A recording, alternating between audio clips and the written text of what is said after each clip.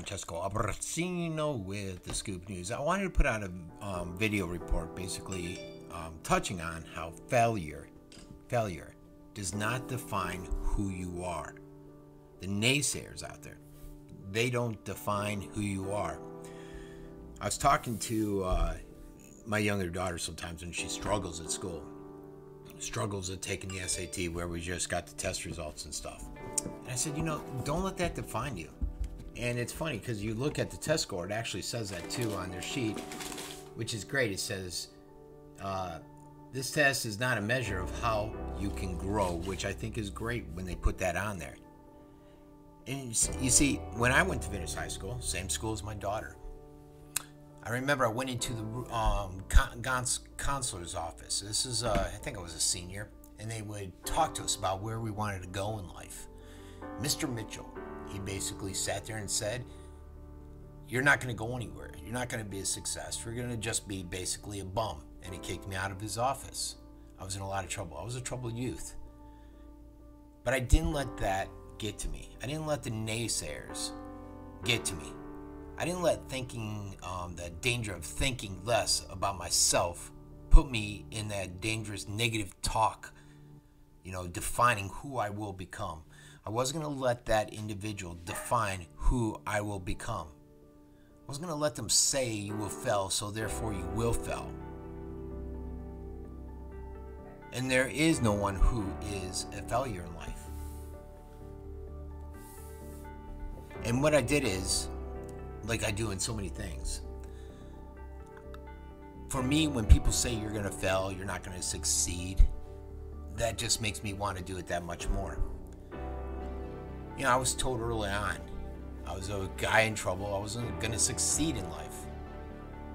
I proved them wrong. I studied hard. I went to college. You're talking about a guy that had a 1.5 GPA, if that.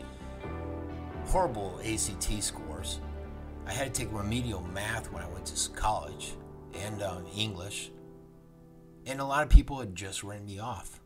But because they did, it pushed me that much harder. Because I haven't written myself off. Just like I tell my daughter, Frankie, you can't write yourself off. I ended up going to college.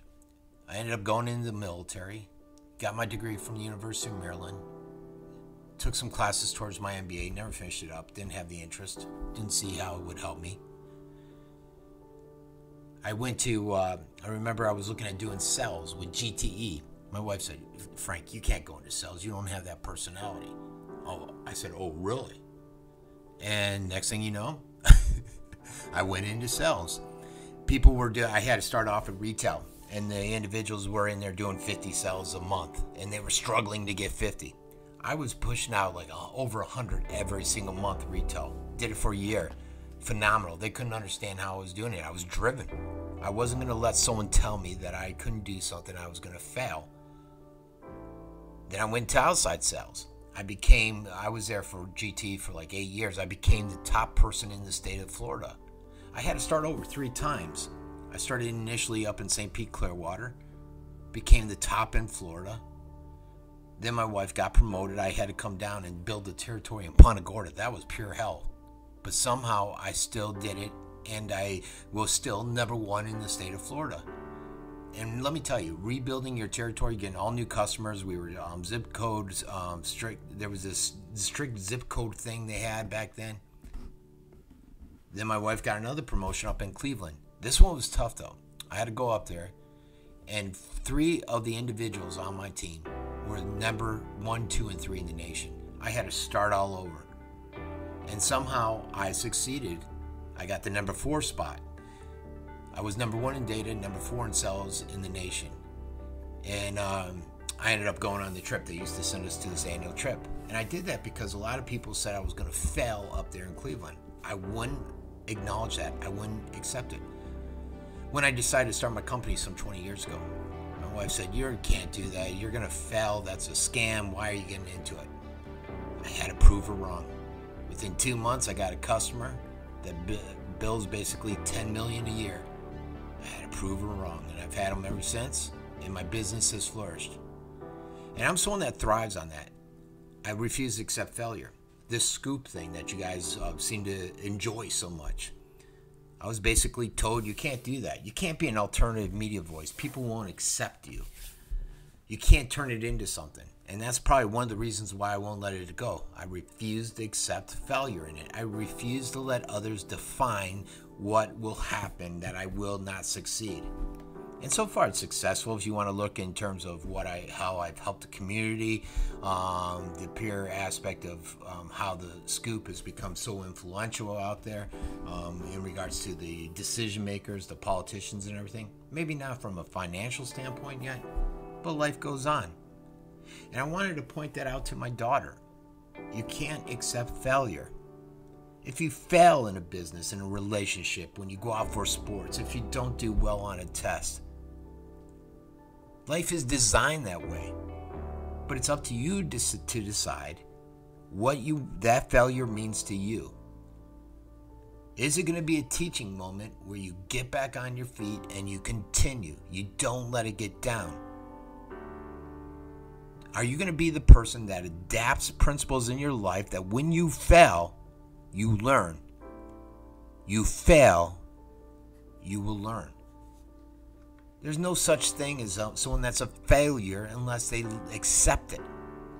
You can't accept it. If you fail, if you give up, that means you've adopted essentially a loser mentality. You allow circumstances to define you instead of you defining them. You're not a failure. You just happen to fail once. You're not going to let it define you, just like I never have. I've failed many times. If I were to sit here and let those define me, I wouldn't be the man I am today. I wouldn't be where I am today. Now, some people might say, well, you're too driven as you are because you refuse to accept failure. And it's just not in my DNA. And I told my daughter, don't let this school stuff get you down. There's going to be bumps in the road. You may have hit a bump on your SAT. You may have hit a bump in school. But then I tell her, just reflect on me. Reflect on my life at Venice High School. I had a worse GPA than you. My test scores were worse than yours. But I didn't let those define me. I refused to let it define me. And look at me today. I have wealth in every aspect of. So if you could just tell your kids that, don't let high school define you. Don't let your ups and downs in life define you. You're a success. Don't let failure define you. Learn from it, grow from it, continue on. Maybe not in the same thing, maybe in a different arena, but learn from that failure so that you can succeed in your next endeavor. All right, everybody, that's been Francesco Albertino with The Scoop.